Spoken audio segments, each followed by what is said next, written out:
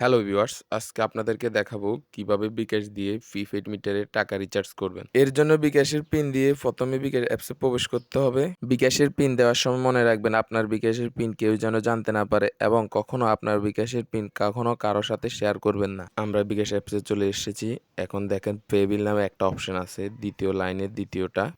দেখেন এরপরে এরকম একটা ইন্টারফেস আসবে, একটু নিচে যেতে হবে। দেখেন বিদ্যুৎ নামে একটা অপশন আছে, এখানে ট্যাপ দিতে হবে। দেওয়ার পরে একটু নিচে দেখেন অনেকগুলো অপশন চালু হবে। একটু আস্তে আস্তে দেখেন সিলেটের উপরে বিপিডিবি প্রিপেড নামে একটা অপশন আছে, ওইখানে চাপ দেওয়ার সাথে সাথে এরকম একটা ইন্টারফেস আসবে। এখানে দুইটা কাজ আছে, একটা হলো আপনার মিটারের সাথে আপনার যে কার্ডটা দিয়েছে ওই কার্ডে থাকা সিরিয়াল নাম্বারটা লিখতে হবে এবং দ্বিতীয়টি হলো কন্ট্যাক্ট নাম্বার, যেখানে আপনার ফোনের নাম্বারটি দিতে হবে, যার মধ্যে মিটারের 20 সংখ্যার একটি কোড আসবে। এরপর এগিয়ে যান বাটনে চাপ দিতে হবে।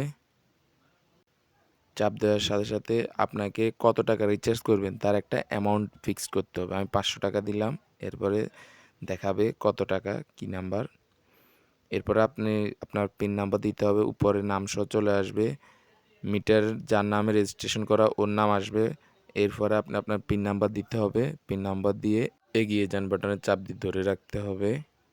এরপরে এরকম একটা ইন্টারফেস আসবে। দেখুন উপরে মেসেজ আসছে, আপনার পে বিল সফল হয়েছে।